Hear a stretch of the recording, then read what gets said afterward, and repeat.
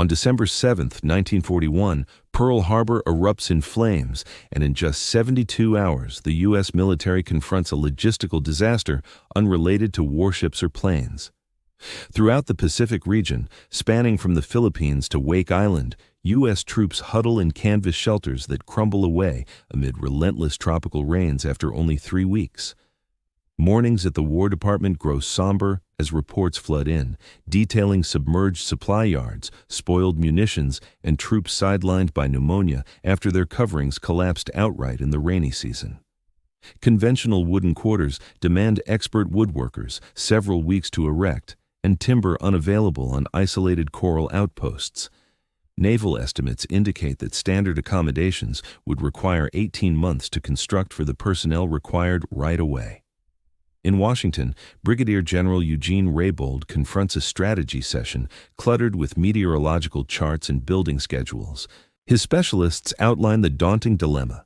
They require enclosures producible in Pennsylvania, transported 10,000 miles across seas patrolled by submarines, put together by fatigued Marines unfamiliar with tools, and resilient against the Pacific's full fury. Scorching 130-degree temperatures, ferocious Category 5 cyclones, deluges releasing 15 inches of water in 6 hours, and the constant threat of Japanese aerial assaults. Basic military tents run $12 apiece, but endure a single month in humid jungles. A timber barrack demands $8,000 and a team of builders for 6 weeks. Both fall short amid rapid island advances in the Pacific, where housing for 50,000 soldiers is needed immediately. The British, with their extended combat history, draw lessons from North African campaigns. From 1916 onward, they've relied on Nissen huts, curved steel enclosures devised by Canadian innovator Peter Nissen in World War I. These riveted metal semicircles accommodate 30 troops, demand no expert assembly, and withstand abrasive gusts effortlessly. Yet the Nissen model carries key weaknesses for Pacific use. The UK variant employs hefty steel sections needing heavy machinery for handling. Its airflow setup suits arid Libyan sands but transforms the space into a sweltering trap in the Philippines' muggy air. Worst of all, every unit calls for tailored bases involving cement pours or elevated wooden bases, circling back to the skilled labor shortage. Raybould's group determines they must house 2 million service members spread over countless islands and outposts. The figures are merciless. At typical building paces, the conflict would conclude before even half the ranks gained cover.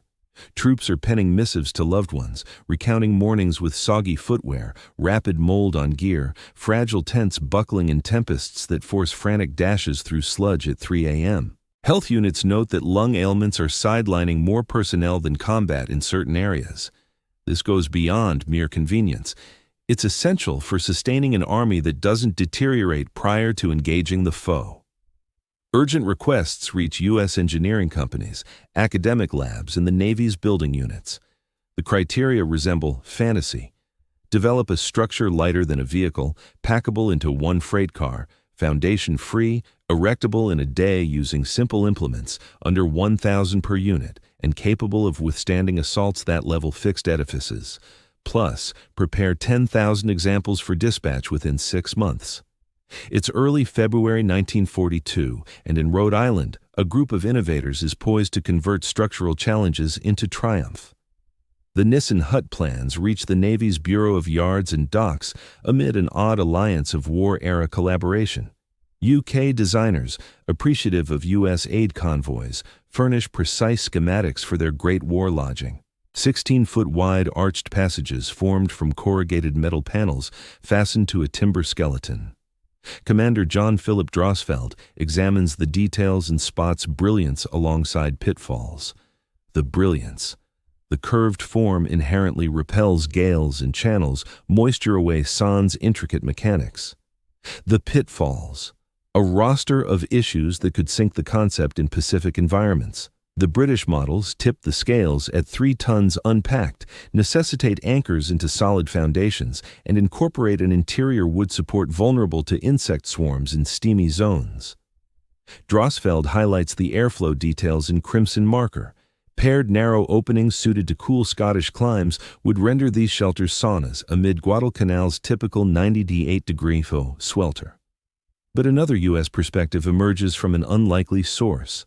Buckminster Fuller has championed ready-made dwellings since the 1920s, despite scorn from most designers who brand him eccentric. His Dymaxion home idea, produced in factories, featherweight, pieced together in place, appears as if. In 1942, Richard Buckminster Fuller's concepts for churning out homes on an assembly line, akin to cars with factory-made components instead of old-school timber and built for quick setup, start to seem downright practical amid a nation's frantic push to erect housing for a full metropolis each month. Though the armed forces never tapped Fuller directly, his written works filter into technical circles, offering a pivotal perspective that pays off big. View structures as factory goods, not site-built endeavors.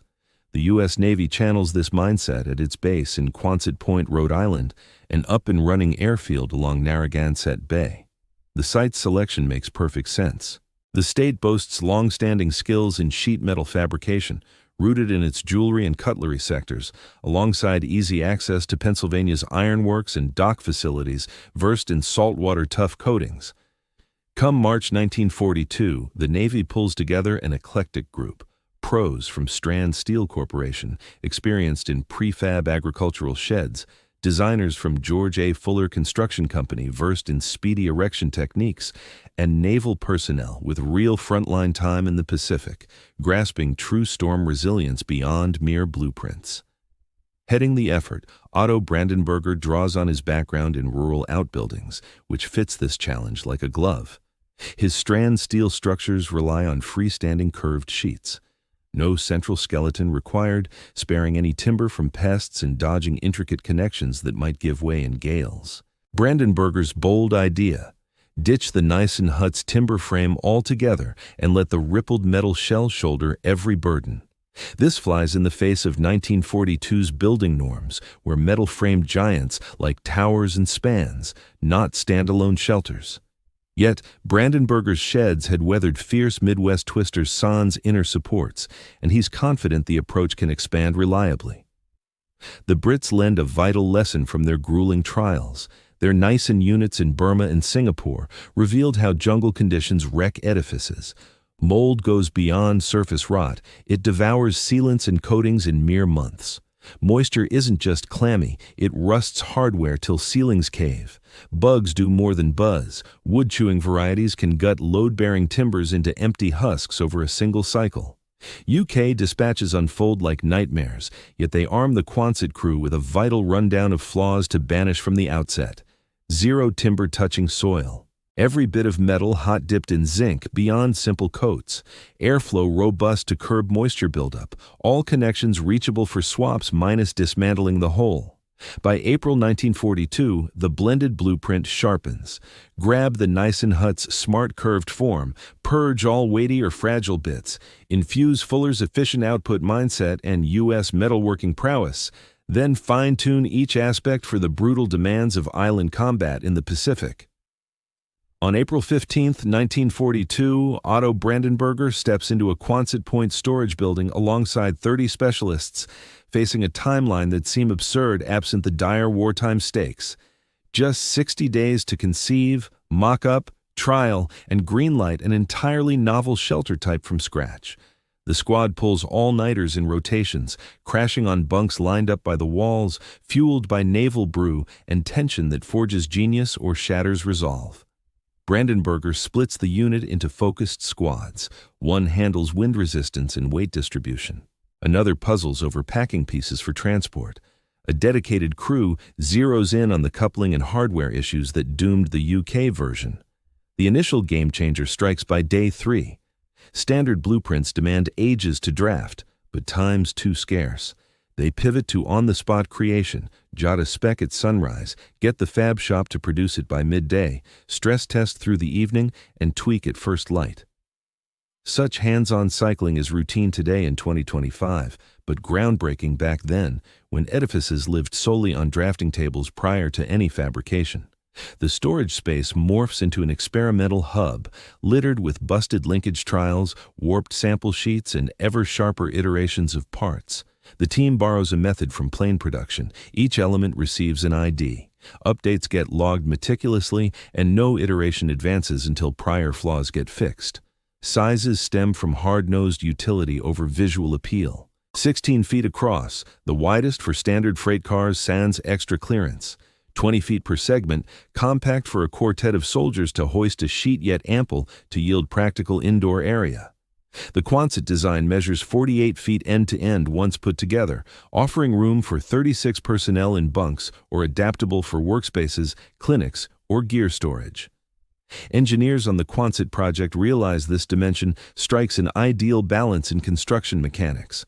Shrink it down, and you squander transport efficiency. Expand it, and the sections grow too cumbersome for on-site setup, or the curve demands braces inside that bring back the very issues the team aims to avoid. Figuring out the arch's bend takes up a solid 2 weeks of their 60-day timeline. If it's too shallow, gusts might rip the frame open like a tin of fish. If overly sharp, you lose valuable ceiling height inside and complicate the end sections.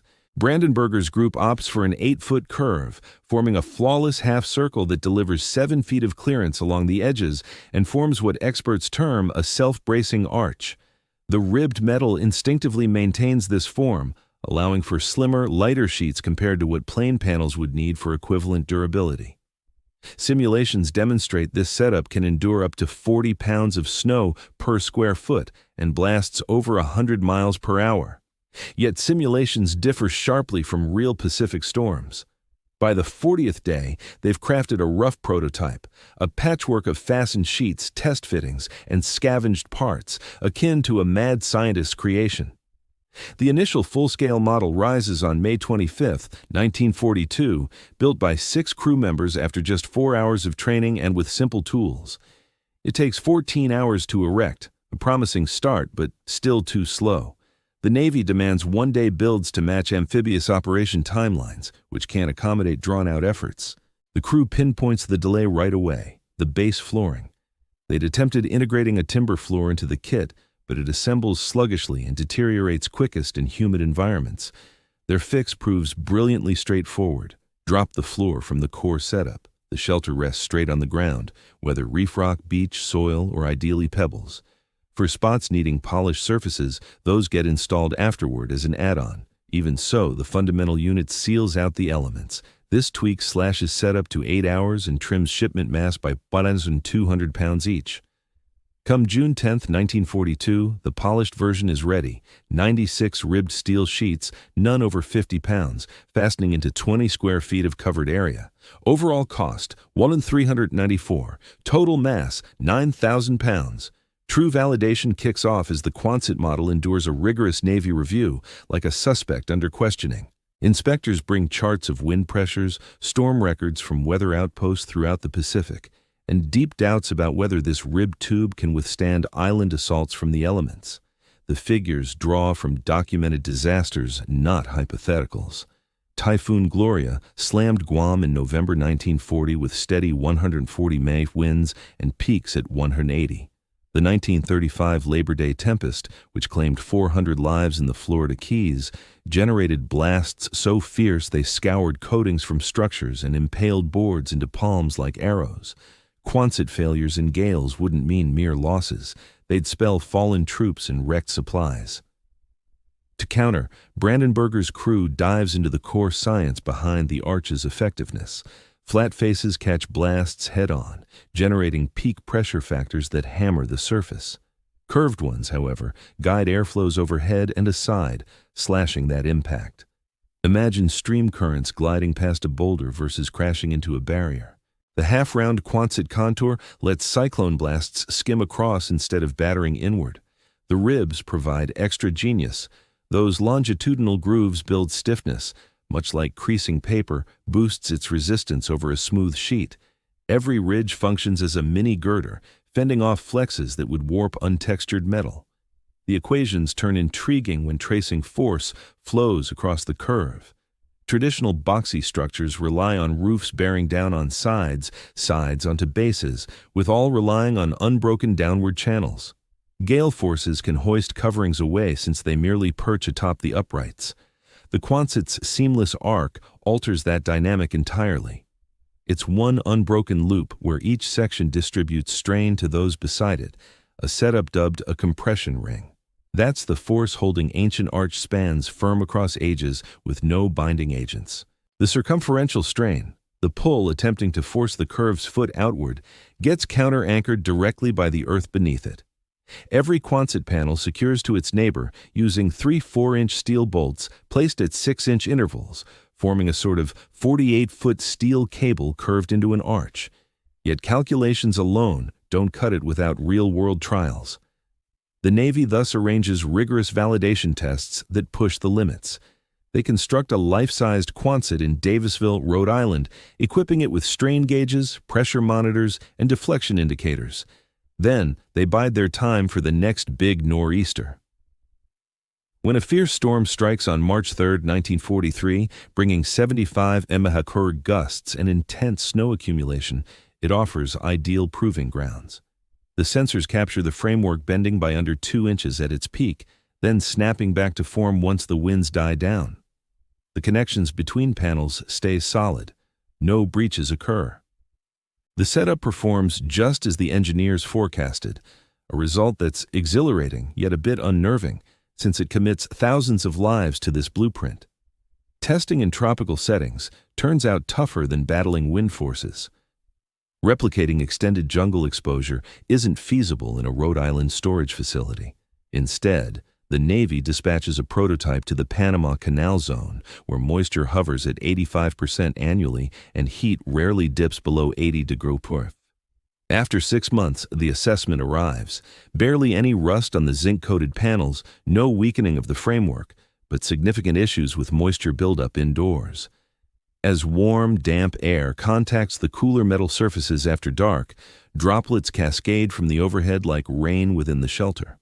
To counter this, they incorporate exhaust vents at the ends and along the peak, apertures that allow steamy air to vent while promoting circulation, all without undermining the build's integrity or shielding from elements.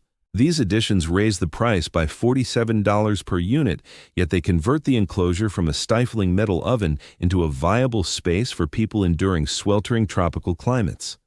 The last major design hurdle involves securing the base, how to fasten a 9,000-pound structure to shifting sand or coral without relying on poured concrete. Drawing from scaled-up tent methods, the solution employs heavy-duty steel anchors pounded into the soil, linked to the hut's frame via tension-adjustable wires. On firmer ground, an innovative bolting array allows attachment to timber beams or perforated metal sheets. What makes this approach stand out is its adaptability. The assembly can shift subtly with terrain changes without risking damage. In June 1942, the War Production Board greenlights Quonset hut fabrication. What follows showcases U.S. manufacturing prowess in overdrive. The Navy partners with 10 key steel producers in the Midwest and Northeast, firms that just months earlier churned out farm silos and storage tanks, now pivoting to wartime housing output. Strand Steel Corporation repurposes its full Penrose plant near Philadelphia solely for Quonsets. George A. Fuller Construction commandeers an old auto components factory in Chicago. Great Lakes Steel allocates 2 mills exclusively to forming corrugated sheets. Come August, these operations churn out 1 to 500 full kits weekly, with production ramping higher still. Assembly draws inspiration from car production lines. Giant steel rolls transport by freight train. Each roll, 4 feet across, yields material for 30 panels. Forming equipment ridges the sheet metal, imprinting those reinforcing waves exactly 2.67 inches apart. This shaping toughens the material, yielding a more robust product than the original flat stock. Subsequently, the pieces submerge in galvanizing vats of liquid zinc heated to 850 degrees. Far from mere coating, this zinc fuses at a molecular level, corroding in place of the base metal to fend off rust. In the corrosive brine of Pacific shores, such protection extends service from 5 years to 50. Though it adds $112 to each hut's tab, it's essential. Field data reveals untreated steel deteriorating completely in just 8 months. Every finished Quonset package receives meticulous packing optimized for transport. The 96 ribbed panels stack compactly within one another, like nested dishes, shrinking the bundle from 8 feet tall to a mere 14 inches. The plywood end sections, featuring ready-cut entries and vents, slot flat amid the metal. All connectors, fasteners, and fittings pack into one wooden case, complete with pictorial guides suited for workers possibly unfamiliar with English.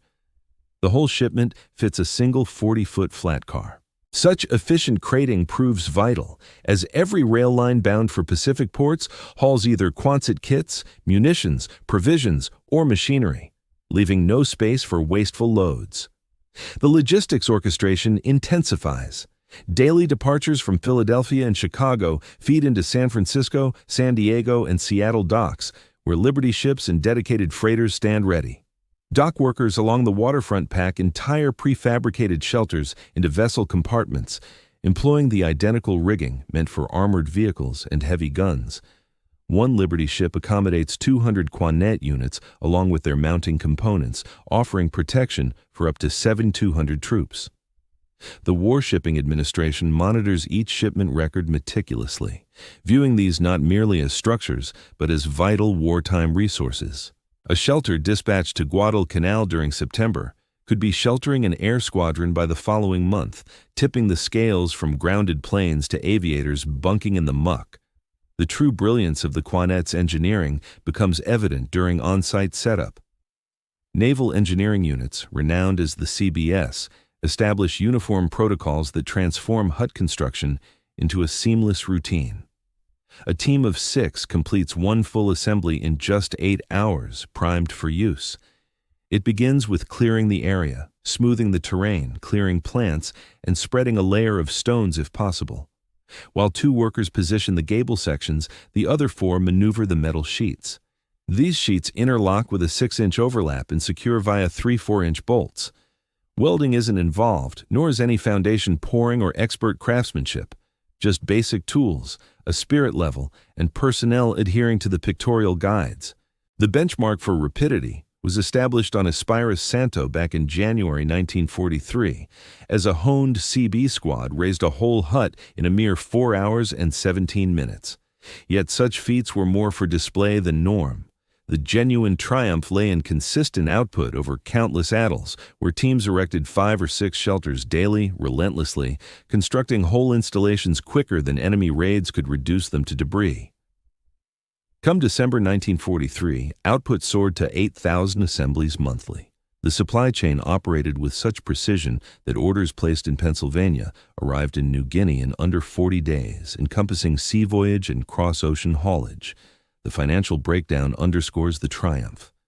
Every Quonset provides weather-resistant housing for 36 soldiers at $1,394 in supplies and roughly 60 worker hours for erection. Contrast that with standard quarters, $12,000 for materials, 400 hours of trained woodworking, and a full 6 weeks to finish. The Quonset achieves comparable refuge for 1/10 the expense and in 1/20 the duration. By the middle of 1944, American forces had installed more than 160,000 such units across all battle zones, enough capacity to quarter almost 6 million service members, all in under 2 years. Guadalcanal, August 1942. The initial wartime Quonset deliveries land on a shoreline where heat lingers at 95 degrees amid 90% moisture. Japanese aircraft pay routine calls, pockmarking any hint of U.S. setup. Corps engineers offload the collapsed steel sections amid intermittent shelling and commence fastening them amid a palm thicket scarred by last week's barrage. In 12 hours, Henderson Field gains 10 fresh buildings to billet repair teams for the war-weary F-4F Wildcats flying off the runway. The ultimate challenge strikes 3 days on as an enemy airstrike lands close. A 500-pound explosive bursts 40 yards from a shelter packed with ground crew. The shockwave topples nearby fronds and rips fabric bivouacs to shreds, yet the Quonset bends without breaking. Soil and fragments ping against the ribbed metal. Once the haze settles, the building remains solid, its occupants rattled yet unscathed. The tropical surroundings rival combat threats in ferocity. In a fortnight, untreated bolts show reddish corrosion. Seaside brine corrodes ordinary fittings like corrosive liquid. Mold thrives on damp spots, coating interiors with bizarre patterns of dark and verdant growth. The intake vents, sufficient during Rhode Island trials, struggle to circulate the oppressive atmosphere. Troops begin leaving entrances ajar around the clock and snipping extra openings with shears, breaching design guidelines but rendering the spaces bearable. Operators record these adaptations and relay them to Quonset Point, prompting designers to refine future batches, enhanced airflow, bigger openings, and full galvanizing on all hardware irrespective of spot. Awima, February 1945. This lava-formed outpost presents its own inferno. Ebon grains infiltrate each nook, barren earth defies pegs, and barrage risks loom from Mount Suribachi. CBS teams land on D-Day +2 and proceed to raise Quonset huts amid active combat, securing sheets as shells explode 200 yards off. The ashen grit resists conventional ties, so workers adapt by packing spare fuel barrels with it and linking them to the frames via ropes. When a March gale slams in at 110 mph speeds, these makeshift ties endure as timber edifices elsewhere shatter. The outpost leader's dispatch to Pearl Harbor is brief. Quonset hut endured, all else vanished. The frozen frontier challenges the blueprint from the far end of the spectrum. Alaska's Aleutian Island. The deployment of Quonset huts during the campaign reaches Dutch Harbor and ADAC, locations battered by temperatures dropping to -40 degrees and gusts often surpassing 100 mph. The extreme chill renders the steel fragile, causing initial models to develop fractures around the bolt holes in their panels. To counter this, designers opt for cold-rolled steel featuring altered metallurgy, suited for Arctic conditions, and incorporate rubber seals at each connection point to ensure pliability. Introducing heat inside these shelters introduces fresh issues. As hot air encounters the iced metal, it generates moisture buildup that drips from the ceiling like rain until teams figure out to add insulating layers and operate air circulation systems despite the freezing outdoors. Come the winter of 1943, the ruggedized Quonset variants feature built-in insulation padding, dual wall builds tailored for severe cold areas, and updated airflow mechanisms that minimize warmth escape while controlling dampness. Shifting to North Africa and Italy presents wholly distinct obstacles. In Palermo, Sicily, a Quonset shelter repurposed as a munitions storage site endures a straight strike from a German 88mm cannon round. The projectile pierces the metal exterior, explodes amid stacks of rifles and other firearms, and in theory, the blast ought to obliterate the whole setup. Remarkably, however, the curved form redirects the energy through the sides and top in a way that distorts the framework, yet keeps it upright. Demolition experts inspecting the debris observe that a flat-roofed edifice would have crumbled entirely, burying anyone close by beneath heaps of debris. This dome-like design's natural resilience through that compressive ring mechanism ensures that even severe harm avoids complete collapse. The Pacific's 1944 typhoon period provides the harshest trial yet. Super Typhoon Cobra slams into the Philippines that December, clocking winds of 140 mph alongside a 20-foot tidal surge. Over at Tacloban, the tempest wrecks 80% of the installations there. Timber frames shatter into fragments while masonry units topple as gales erode their bases. Yet among the 43 Quonset huts present, 39 emerge unscathed, with just 4 showing fixable harm like warped sheets and ripped edges, no outright destructions. Upon studying the intact ones, specialists determine that solid mooring to the earth proves the key element. Securely fastened units weather the fury. Those with makeshift or weak ties flip end over end like drifting brush. As the conflict wraps up, insights from 50 battlefronts drive ongoing refinements to the blueprint.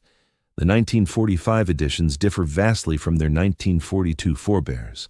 Enhanced airflow, tougher connectors, superior padding choices, and battle-proven tweaks elevate a solid concept into a standout product.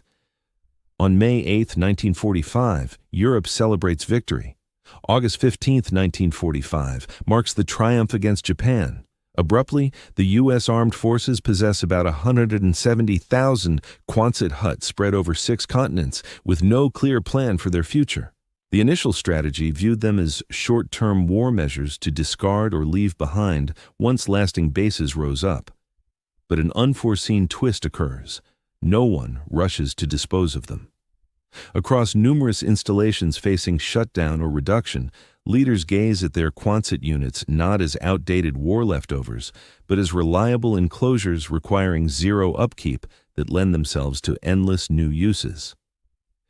The War Assets Administration, charged with offloading excess gear, encounters a peculiar dilemma. Demand for second-hand Quonset huts outstrips their stock. Homecoming troops face a dire dwellings crunch, forcing households into makeshift setups like altered poultry sheds or cramming into flats with 3 other clans. The building sector, deprived of supplies and workers for 4 years of strife, struggles to keep pace with needs. Here enters the Quonset hut for public sale at bargain surplus rates, $1,000 to $2,500 for a full assembly that would run $8,000 via standard methods if builders were even free to take the job. Government initiatives promote this reuse by favoring vets in Quonset acquisitions. By the close of 1946, whole neighborhoods of adapted Quonset huts pop up near big urban centers. Roger Young Village in Los Angeles accommodates 750 households within refitted Army shelters. Vetville communities crop up by colleges, where the GI Bill swells enrollments with pupils desperate for quick digs. Designers innovate swiftly in reshaping them. Households affix timber fronts to the bowed sections, softening the military vibe into charming bungalows. Partitions carve up the vast interiors for sleeping quarters, lounges, and cooking zones. Openings for panes slice into the metal flanks, defying engineering norms but transforming the areas into practical family homes. Certain residents push boundaries more, sinking the full build partially underground to harness soil. For added, homeowners often tweak surplus Quonset huts by adding modified insulation or linking several units together to form expansive compound dwellings. Inspectors and code enforcers first resist signing off on such alterations. Yet, with the severe housing crunch, local governments hesitantly issue approvals. In Portland, Oregon, a whole community known as Fairview Edition features 350 Quonset homes. Locals cultivate gardens, apply vibrant paints to their metal exteriors, and construct standard-style verandas that mask the hut's practical roots. Faith communities find that Quonset structures address another challenge: offering places of worship for rapidly growing suburban flocks without the lengthy fundraising drives needed for typical church edifices. The First Presbyterian Church in Levittown, Pennsylvania, conducted services inside a Quonset hut from 1952 through 1967 until they secured money for a traditional house of prayer. Numerous parishes reach identical conclusions. $2,500 for instant usability outshines $150,000 for future splendor. Sound quality falls short, visual appeal lacks punch, yet congregations can assemble for devotion soon after next month rather than a full decade later. Certain of these provisional church units endure in use for 3 decades, surviving the eras that viewed them as mere interim fixes. Schools witness comparable uptake. After the war, pupil numbers surge with the baby boom, forcing districts into the identical tough arithmetic that troubled the armed forces back in 1942. Classrooms are urgently required, while standard schools demand years to build. Remote areas particularly adopt Quonset classrooms. One unit accommodates 30 pupils at just 1/10 the expense of ordinary building methods. By 1950, roughly 3 U.S. schools incorporate at least a single Quonset hut classroom. Certain kids complete their whole primary schooling within these metal arches, absorbing math drills and past events beneath domes that previously housed B-29 pilots across the Pacific. The business world gets involved too. Modest enterprises, workshops, car maintenance bays, storage facilities, and farm tool sheds realize that Quonset huts offer unobstructed interiors free of pillars, ideal for manufacturing tasks. A metalworker might launch operations in an excess hut for under 2 months' worth of typical lease fees. Farming applications gain huge traction. The initial Strand Steel Corporation, involved in crafting wartime Quonsets, shifts back to producing non-military variants tailored for rural users. Countless Midwest operations install Quonset outbuildings to house crops, machinery, and animal pens. Upkeep stays simple. Rinse the outside annually, inspect fasteners now and then, and the edifice endures forever. Such widespread civilian integration forges an unforeseen heritage in design. Quonset huts weave into U.S. imagery as emblems of utility above showiness, purpose above decoration, and resourceful improvisation. They pop up in films, TV series, and snapshots as quick icons of post-war hope blended with thrift. Design scholars at first brush them off as fleeting blemishes, but come the 1990s, advocates for conservation begin honoring extant Quonset huts as key instances of repurposed design and everyday building traditions. A few earn designations as heritage sites, safeguarded for embodying a singular era when armed forces innovations smoothly entered everyday existence. Today's crisis areas reveal precisely why Quonset huts' essence persists in 21st century aid efforts. Following the 2010 Haiti quake that razed Port-au-Prince, aid groups grappled with the selfsame dilemma U.S. troops' strategists faced in 1942: urgent housing for vast crowds of uprooted folks, absent groundwork, no leeway for standard builds, and environments that demolish flimsy interim shelters in mere months. The approach that surfaces draws straight from Quonset ideas, even if creators aren't aware of echoing 1940s defense tech. Curved metal skeletons, rippled sheet coverings, ready-made parts that transport folded and go up fast. The fundamental recipe endures unaltered as the core mechanics and supply chains remain constant.